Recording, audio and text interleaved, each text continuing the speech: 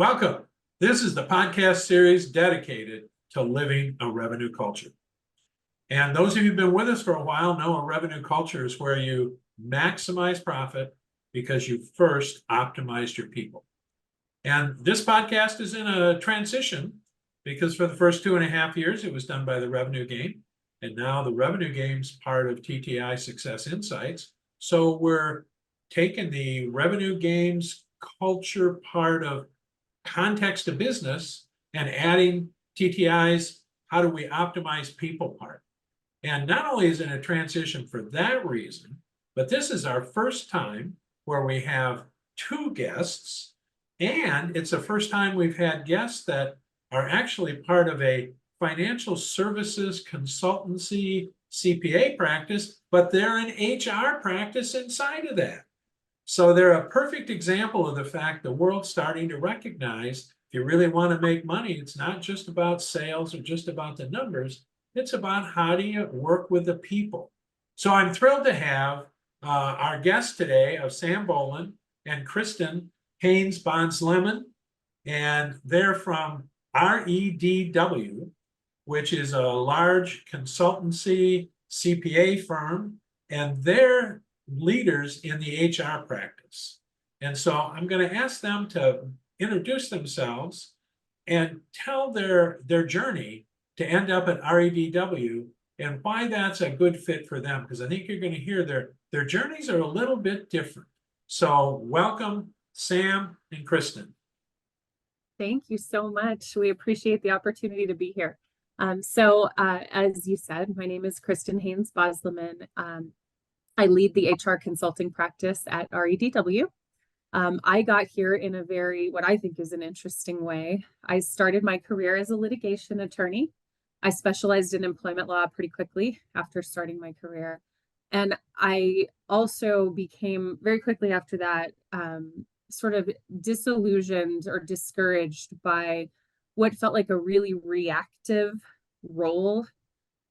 Over time, I saw patterns with my clients. The same mistakes were causing all of these lawsuits. And by the time it got to me, there was really nothing that could be done. It was really more just defending it by doubling down on the mistakes that had been made, and no one was really learning anything. And that didn't really fit well with who I am and my own personal values. And so around the time that I had that revelation, a client asked me to join their executive team and lead their HR and risk functions. So for the next 6 years, I got to curate a human resources structure that focused on culture, focused on engagement, while also avoiding all of those common mistakes that I saw in my legal practice. And I will tell you, it was absolutely blissful. But then I started to wonder, how are small businesses navigating all of this? Not to mention navigating the ever-evolving regulatory landscape. How is that happening? And so that's when I decided to start my consulting practice with the goal of supporting small businesses with that unique approach, balancing culture-driven HR with this proactive legal approach to achieve exceptional workplaces where I always say happy employees don't sue their employers. And so as that practice was taking off and I was starting to consider how I was going to scale it, fate jumped in. In this case, it was in the form of a dear friend of mine who's also a brilliant executive recruiter. And I was introduced to REDW. The firm at the time was looking for someone to succeed a retiring leader of the HR consulting practice, which had formerly focused primarily on compensation studies. And so my services were entirely complementary to what they were doing. So it was just a really wonderful fit. So I joined the firm in January of 2020. The rest is history. We've grown a team from 4 to a team of 11. We serve clients nationwide. It's really been a dream come true, especially when I get to work with people like Sam every day. And I'll turn it over to her so she can share a little bit about her story as well. Okay. My name is Sam Bolen. I'm the director of the HR support consulting team here at REDW. My journey to get to REDW was an interesting one. I was working for an HR consulting practice in the Dallas, Texas area. I was loving it. I loved my people. I loved my clients. I was having really a wonderful, wonderful time. And then all of a sudden, an executive recruiter reached out to me. I ignored her. She reached out again. I ignored her, and again and again and again. And I kept ignoring. And then just one day, I'm like, they're persistent. I'm just going to meet this person. And so I finally called her back, and she told me this wonderful story about this wonderful company and this wonderful leader that I just had to go to work for. And I became enamored, and I'm like, well, you know what? Maybe this is time for a change in my career. Even though I'm really happy, maybe there's even something that can make me happier. And so I was super excited, went through the interview process, and landed at REDW October of 2022, and loving it ever since. Wow. And it's funny actually that that recruiter that reached out to Sam is the same dear friend of mine who placed me at REDW and knows me very, very well. And she saw something in Sam, and I love that story so much because from my perspective, I had said, hey, you know, I'm looking for a unicorn here, and here's my list of ideal qualifications for this human that I would love to bring on for this new role that we were creating. And so when she sent over Sam's resume, I was like, oh my gosh, this is really good. But then I met Sam, and I remember the whole interview. It was the first interview I had done for this new role. And you know that whenever it's the first interview, you're like, well, it can't possibly be the right person, right? And but that whole interview, I just felt like the universe was conspiring in my favor. I was like, she's just it. She's exactly right. She was everything I had described as my ideal candidate, and she existed. And I told her this story afterwards. I ran out and told our EA. I was like, she's the one. This is it. She's the one. And so she's now been with us. And I mean, yeah, all of it turned out to be exactly true. And we just have an amazing relationship and an incredible team, and we're so lucky. Well, I love that story. And tell me a little bit, and this wasn't what I was going to ask you to begin with, but you made me want to know a little bit more about your team. It sounds like you take, as every organization should, but they always don't take it as serious as they should on the hiring part. Tell us a little bit about your team. Oh, absolutely. That's my favorite thing to talk about. So we have, as Sam mentioned, she leads the HR support side of our team. We also have the compensation practice as well. And we have a tremendous leader named Rachel who oversees that side of the practice. But our team are just 11 brilliant professionals. We have over 100 years of combined experience in HR and compensation. And it's so wonderfully diverse in the types of experience that we have. We have a ton of experience with tribes. We have a ton of experience in private industry.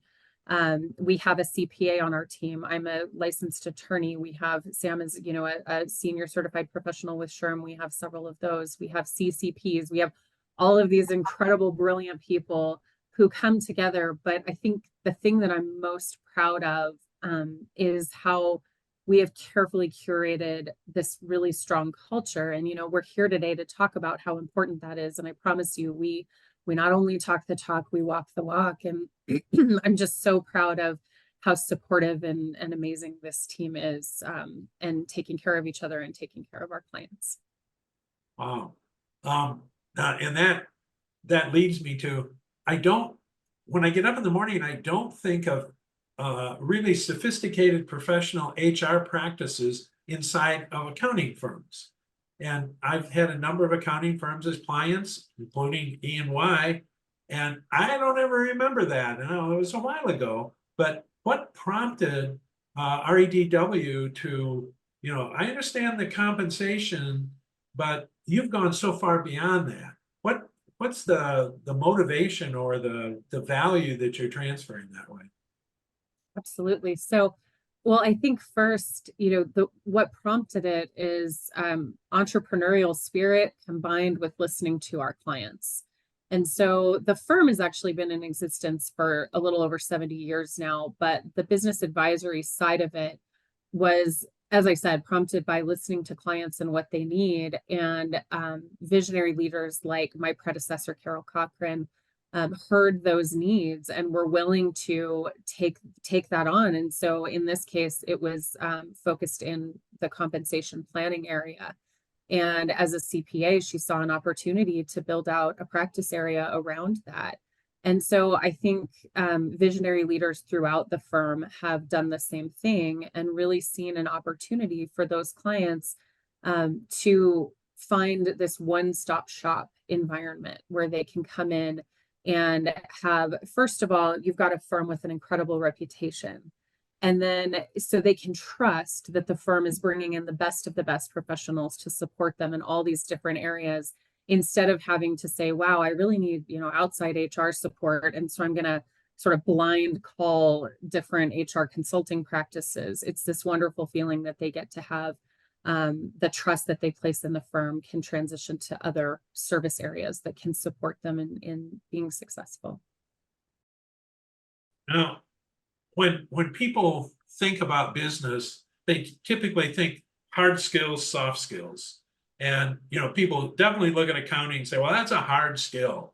It's numbers and it has balance sheets and all those kinds of things. But HR, that's soft. Is that something that comes up in in your daily practice? And do people have trouble understanding the full scope of what you do?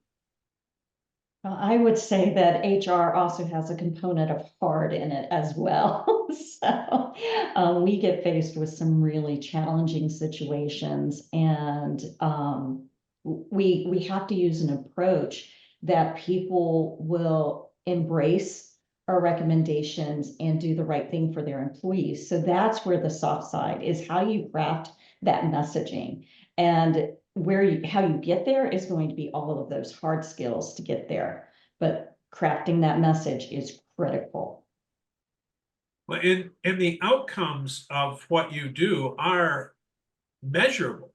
You can see the difference in organizations that practice the soft skills, and you can measure that on the income statement. You can measure it in turnover, and you can measure it in engagement level of the employees. And has that been a difficult challenge to get, firms that think they need an audit to recognize they need to audit their people as well as their income? Well, I would say I personally am very excited to be living in a world where most employers believe that culture is important. I know that over the course of my career, there have been times where we've had to convince employers of that. I think now they see the importance in it. However, they tend to face challenges when they envision a positive culture and they believe the only way to achieve it is what we like to call free range. And so, I think that,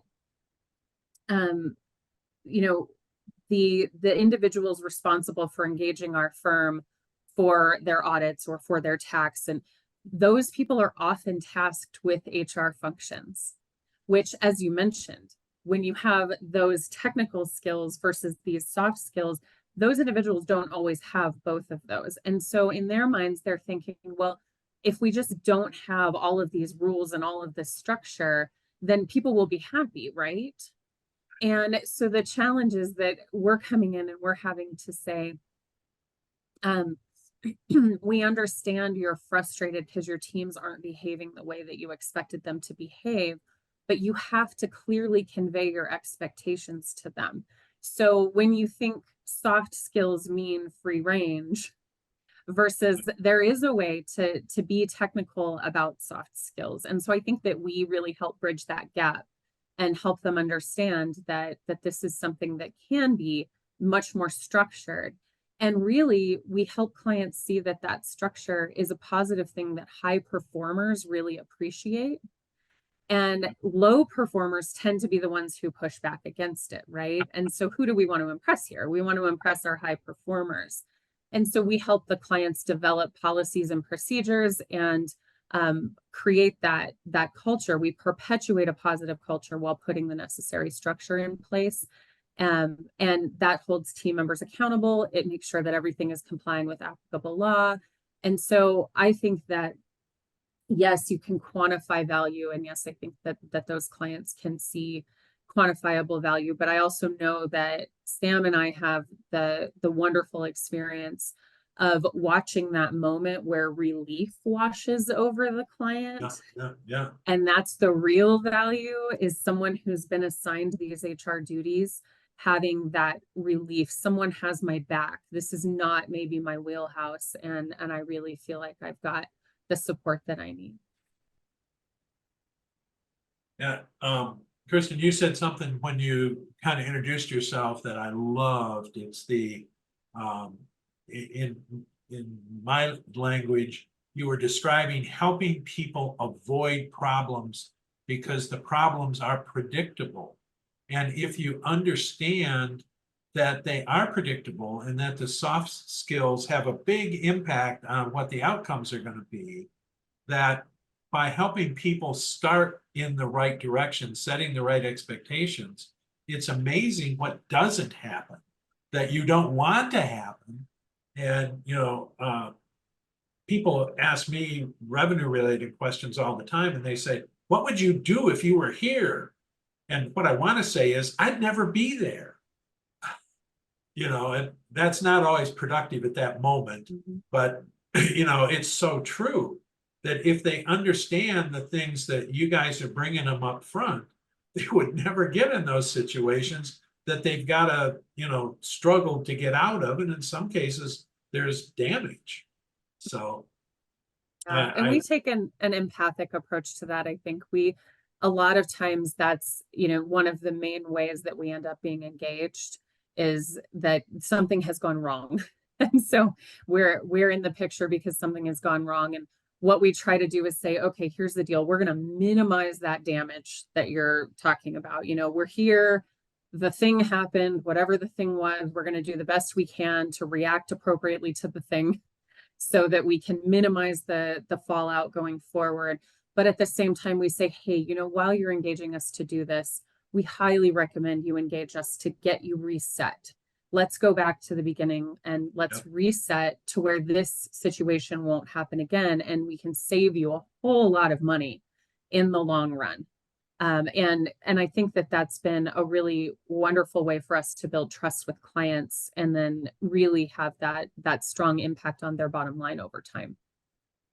And it sounds like your work is, I'm going to use the word discipline, but I don't mean disciplined in the kind of abrasive sense, but has structure and it has intentionality. And if that's true, the things that are cool about those words is they can be continually improved. And, it sounds like that's part of the model you guys use. Absolutely. We use a lot of models that we have found over time are just best practices to approaching situations. So for example, even when we go through the process of a compensation study, et cetera, we have specific phases that we go through that we have modeled over the years that help us be successful with those clients.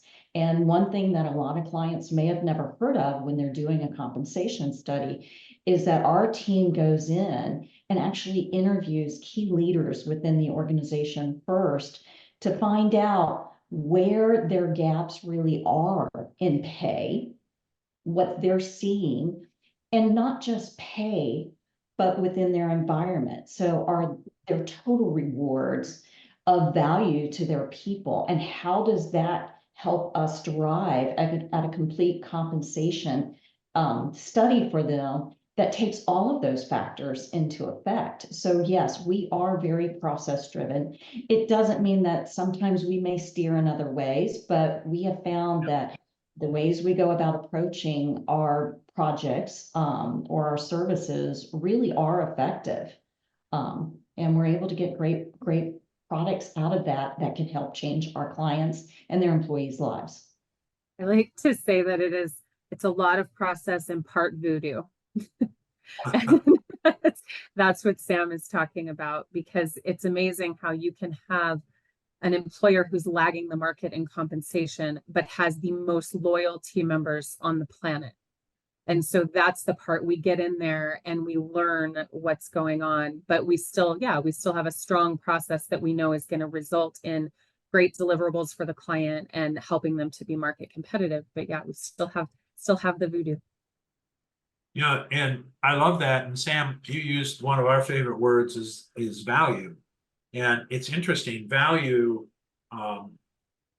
can be measured because value has outcomes. If you transfer value, and as you gave the example, I may not have to pay as much if the other things I do are more valuable to the employee than money. And, so there's a lot of ways to measure value, but a lot of people don't even think about it. And to maximize profit and optimize people, value transfer is the name of the game at every level. And so that's spectacular. One of the things I want to ask you, just for our audience, we've talked about the fact you're part of REDW, and REDW has, their own accounting advising clients. But do you take clients that are not accounting clients or advising clients for other parts of the business? And what would those clients be like, or who would they be like, or who should call you? Absolutely. So I think one of the best things about our practice is that we are set up to help clients of all sizes in all industries. As I mentioned, those patterns that we saw with employers, those patterns exist no matter what industry you're in. The behaviors exist. People are gonna people. And so, and no matter where you are, no matter how large you are. And so what we see is the opportunity to serve as an extension of whatever team is in place. And so sometimes that is the HR function has been assigned to a sole finance team member. Sometimes that is there's an HR department of 50 people, but those 50 people still don't have time to take on an enormous project that's out of their normal daily lives. And so we can do it all. It's interesting. You've mentioned patterns a couple of times, and then when we link patterns to size of business, we know there are stages in organizations, and things that you do when you're a small entrepreneur. As you become a kind of a mid-sized company, there's patterns that I'm guessing you can help them predict. And certainly there are compliance and legal things that have to do with number of employees and how many states you're in. And is that combination of the human patterns and the compliance type patterns, for lack of a better term, is that part of your practice? Yes, 100%. Absolutely. So one of our favorite things to do is help clients manage through transitions, whatever that transition is. So I mean, it would be wonderful if every startup reached out to us and said, we want to have the most perfect HR structure in the world. But as you know, that's not realistic because it's not a consideration for most startups, right? And so I think that as companies grow and change, all of those transitional phases are just a great opportunity for us to get involved. Yes. Yeah, I know from go ahead, Sam. I was going to also say one of the things that we've done quite a bit with our clients is when they're growing and they add a new HR director, an HR leader, etc. One of the things that we've done to really help them is gone in and done HR assessments where we determine what's working and what's broken in this organization. So then we can hand off to that HR leader then a roadmap of what they need to do or what they can do to be successful in their role and really bring change to the organization. I love that, having been a board member for a number of organizations that often started small and ended up with maybe hundreds of people. The first time they think about HR is typically the first time they get burned by, in Cristin's example of they should have known, but they didn't know. And now they've got somebody breathing down their neck. But they think about HR often. I was on one board and we were up to 400 people, and HR was still, do we have the right signs on the wall? And, do we, know how to pay the taxes in the various states that we're in? Do you, when we talk about those entrepreneurs growing, because you have the practice, the other practices around you, do the other practices help say to people, maybe you should talk to Sam? Yes. Well, I'll take this one if you don't mind, Cristin. We are a one firm philosophy. So yes, they knock on my door quite frequently because yes, when you're in there, you're going to see some things or you're going to hear things where the client really has a need. And I love it when we get referred internally, because it gives me an opportunity to really understand what they do, where the client is, and how we can help them. And so I am always willing to listen to those clients, figure out what their needs are, and then help come up with solutions that we can help them look better. As you were talking a few minutes ago, and the patterns you see in the revenue side, one of the patterns I see repeatedly, and I'm always sorry when I see it, is when the company's really small, they hire like their best friend to come in and help them. And they promise, you'll be with me forever. And, the reality is 2 years from now, the best friend skills don't fit anymore. And you've promised them and you've given them a title. And now you're sitting there trying to figure out, how do I undo this? And, I'm imagining your one firm kind of approach would maybe help people see some of those problems earlier rather than how to get them out of those problems. Is that a real thing? Oh, absolutely. Yes. Well, and I think that the firm as a whole works with a lot of family-owned businesses. So the family is even more exciting than the best friend. Yes. And so I think that that's right. I know that the rest of the firm has received a lot of training on what to look for. They have the buzzwords to listen for and all of that. Because and what I mentioned earlier is one of them, when finance has been, or when HR has been assigned to finance. That's their number one trigger to let us know that we might be able to help. But in that particular situation that you're talking about, that's why it's so wonderful to have this full employment life cycle support, because Sam and her team can also help with soft landings or offboarding, and helping those team members transition into another role that'll be better suited to their skill set in a very positive way. And we can assist with that process. Oh, I love that. And, the family example you give is, and I've seen two repeated scenarios. One is, I'm trying to get my kids or my nieces and nephews ready in a succession kind of planning thing.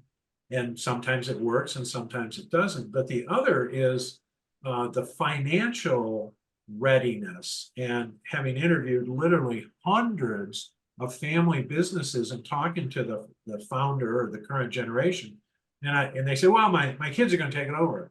And I say, oh, now I think you're signed on all the notes and the mortgages and all that. It's okay for the kids just to have responsibility over that and you to bet your retirement on it. And then you can see their face change and they go, no, I wasn't planning on that. And so I can see this combination of readiness and financial reality and helping people prepare for that transition so that their life's savings and retirement aren't linked on the business anymore. Is that kind of the type of thing you guys work on? Absolutely. Oh, go ahead, Sam. Sorry. We help a lot with our clients in getting the right people in the right seats at the right time, in the right positions, et cetera. And also taking some of those, less skilled individuals and helping them. We have mentoring services where we have conversations. They can reach out to us when they're just even noodling ideas and they're trying to figure out how to approach a problem. Or we have coaching sessions where they might not be skilled in certain aspects of human resources, and we can help coach them on how to be better at people management and people leaders. Right. Well, and we can also, in those family business scenarios, if you really think about what's best for the family member that's taking over, it's creating a succession plan that's going to be successful. And so we can also help with creative ways, for example, hiring the right experts to come in and teach that family member how to occupy that role. And how can we set up a unique employment relationship with someone who's going to come in and be that mentor temporarily? And so those are the types of things that you get when you work with an experienced HR consultant, is that strategic support of how do we make this successful.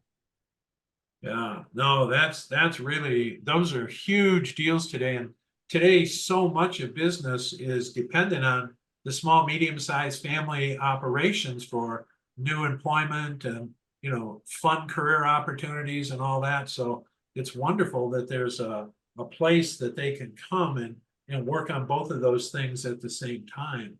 And what, Sam, as you were talking, one of the things that jumped into my head was so many of us, what our skill set is today that we hire us for, 5 years from now, that skill set may be unnecessary or not very valuable anymore. And are you working with both for the career for the person and for the organization? If I've got somebody who loves being here, but their skills are waning, do you work in that space? I'm not sure if I understand your question. Well, the individual comes in and they have a particular skill set that AI is going to ravage in the next 2 or 3 years. And yet the company loves the person and the person loves the company's mission, and they see great value in each other. Do you help the organization retrain or reskill or modify their career paths? Absolutely. And it's all part of that succession planning that Cristin was talking about, is figuring out, current state, and then what does the company need to look at in future states, whether it's 2 years, 5 years, 10 years down the line. And what is that training plan and that development plan to help that individual get there? And sometimes it is a personal development plan. Where can you go get the training? Can REDW help support you through that training? What types of skills do you need to develop? What mindset skills do you need to develop or change? So all of those things, yes, as part of that succession plan, there needs to be a plan on how you're going to get there. Behind that. And absolutely, we work with companies all the time to do personal development plans for individuals. And it's not to be mistaken for, your typical, oh no, I'm on a PIP. It's not meant to be a negative. It's meant to be a positive and very constructive for these individuals. So they want to grow.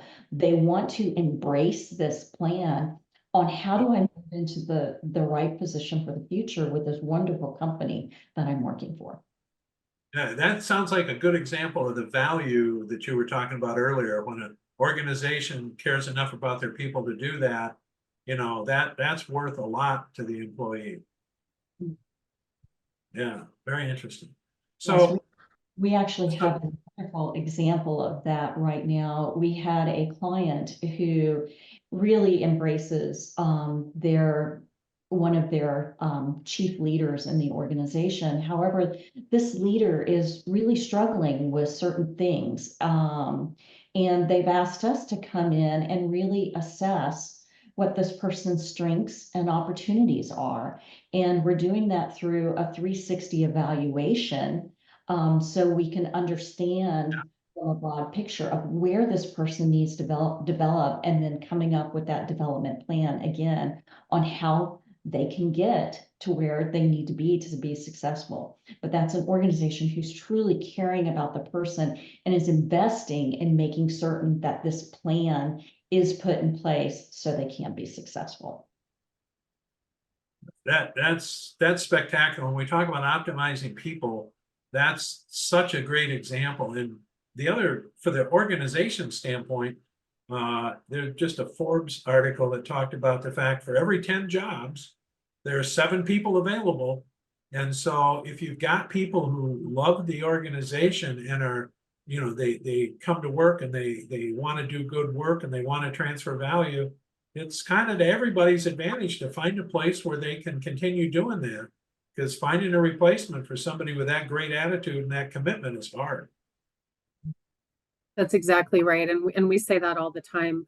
When you have someone who has integrity, who has passion for the work, who has a desire to do well, who has common sense. I mean, these things that are much harder to find. When you have that person, you can train skill. And so that's really, really important. But I think that so many employers don't know how to have those conversations as well. And we can help structure that, because it is scary to sit down and say to someone, you're not meeting my expectations. And so that's a direct conversation that they don't want to have. And we make all kinds of assumptions about how someone's going to react to it. And so we don't think I can have that conversation, and that conversation can turn out to be a really positive interaction.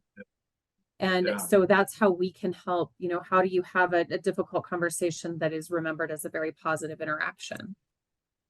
My observation is that you're, in that case, kind of bursting a myth.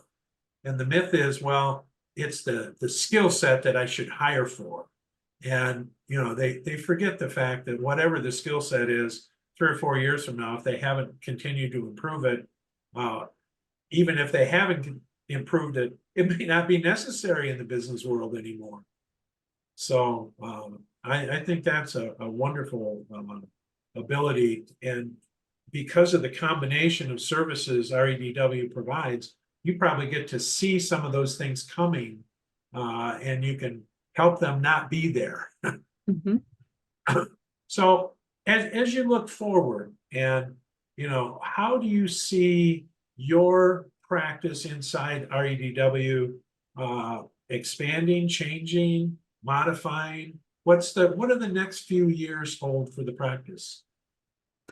Well, I mean, I think growth is really important, but what we see for our HR consulting practice is to continue to listen to our clients, to know what it is that they need, to continue to expand our service offerings based upon that, to continue to expand our own expertise. And then every day we're gathering more and more information from our experiences with all of these clients. And so I believe that we become more valuable to our clients every day, because we get to learn through the mistakes of others and bring that into our advisory services. So I see that the things that we're looking at as well are, we have wonderful proprietary products like our tribal compensation surveys. And we want to continue to build on those and grow those, because it's just wonderful. It's serving a market that's totally underserved. We want to continue. We have a Compies software platform that we offer for compensation planning. We want to continue to get that out to as many compensation clients as possible, because the compensation planning expertise is something that's very hard to find and not common in-house. And so it's a way for us to transfer knowledge to their team and let their team be able to manage their compensation plan. So we want to make sure that we're continuing to grow that. And then, of course, partnering with partners like TTI and making sure that we have, I make this joke and people here laugh at me, but I say, I want to be your guy. I want to be the guy that you call for everything. I want to be the guy that you call when you need an auto mechanic. I want to be the guy that you call when you need an onboarding assessment. And, when you need support that maybe isn't something that we do in-house, we want to have wonderful strategic partners where we have that guy for you. Yeah, interesting. One of the things as I was listening, I really appreciate is that you did a beautiful job combining the listening but then aggregating all those things you heard and turning that into a new value proposition based on, I've learned things from all of you that none of you could have told me or we could have talked about without all of you. And that's pretty cool, because that's where thought leadership comes from. So, as you think about how REDW is going to combine what you're doing with the traditional work, is that a ongoing evolution strategy to continually help, say, the financial advisors think more about the HR, and as you're doing the HR related work, look for things that you need to transfer back on the make more money side? Yes. Yeah. So I actually had a meeting yesterday, and we're looking at ways that we can bundle whole firm services for clients so that a client can come to us and pay a flat fee and have all of these services available to them. So yes, that's something we think about all the time. Wow, that's very cool. That's actually the same thing we're working on right now. So brilliant minds think alike. I love it. So as you think about the future, what advice do you have for entrepreneurs, for businesses out there who are trying to optimize their people so they can maximize their profits? What advice would each of you have to pass on to people? I'll take this one. I think employers need to look at all of their costs, and it's not just the simple employee cost. When you think about what are we paying them, what are the costs of the benefits we're providing to them, what type of taxes are we paying for these individuals? But the employers really need to start thinking about other costs when it comes to attracting and retaining those employees. Are they considering how the cost of hire and the cost of making a wrong hire impacts their bottom line? Have you thought about the impact if there's a legal claim of harassment in your organization? And it's not just the financial impact, but what about your damage to your organization's reputation when things like that? So we really have structured our services so that our business clients will have access to knowledge, just because they can't just by hiring a full-time HR person or a full HR organization. This is where we can help. We can help balance those costs. And we just provide the expertise and the coaching to help guide them through the processes to avoid compliance penalties, legal suits, and the time lost in their organizations because they're not attracting and retaining the right people. Yeah, it's interesting, Sam. One of the things we've been measuring recently is, I'm not sure this is going to be the final name for it, but we're calling it HR chaos. And it's once you start to look at what is the cost of disengagement, what's the cost of burnout, what's the cost of cross-silo conflict, and the list isn't just 3 or 4, the list is like 10 or 15 of those kinds of things, all of which have both an impact on your revenue and your profits, but also on your long-term culture and who will work for you and who will stay with you. And those numbers are anything but trivial. Those are huge numbers. And so I think that's real good advice. Cristin, do you have any advice you'd want to pass on to that long-term picture? So I agree with everything that Sam said, obviously. I just think that what you just said, it's really important. I could talk for the next 2 hours about the effect of different generations in the workplace as well. But I think that it's really, really important to acknowledge that the era of you're lucky to work here, you're lucky to have a job is so over.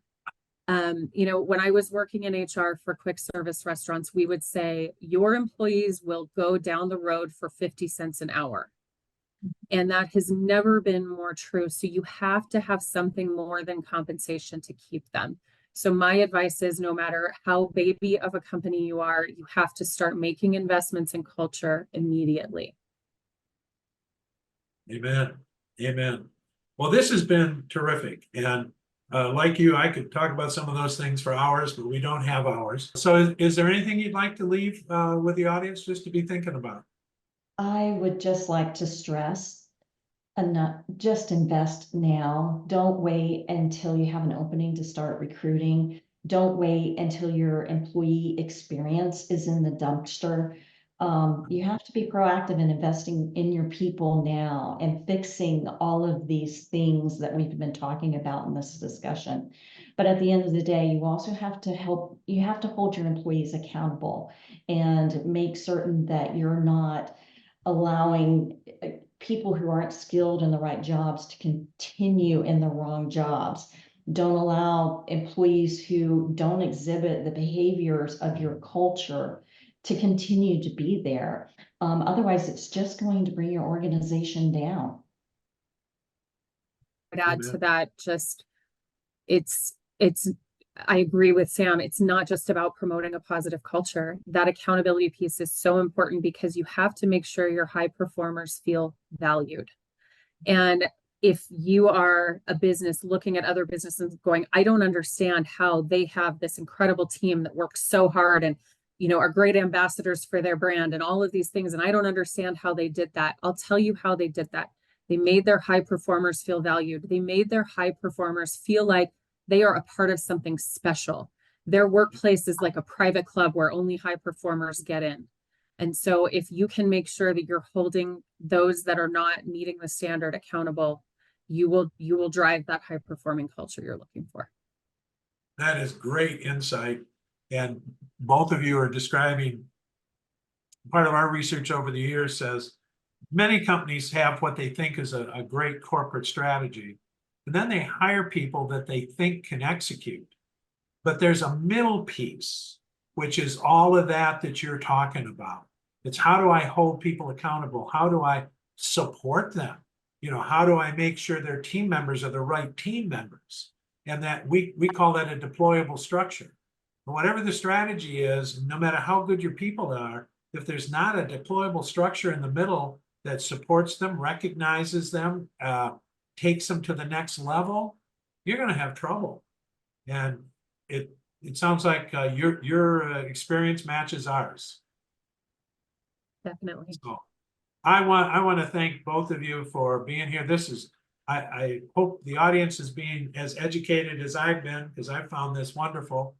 And you know, maybe in a year we'll bring you back and you can tell us what the new things are, and as the world continues to evolve around us. It would be our pleasure. Thank you so much for the opportunity to speak with you today. Thank you so much. So for the rest of you, thank you for joining us, and we'll see you in 2 weeks with the next new one.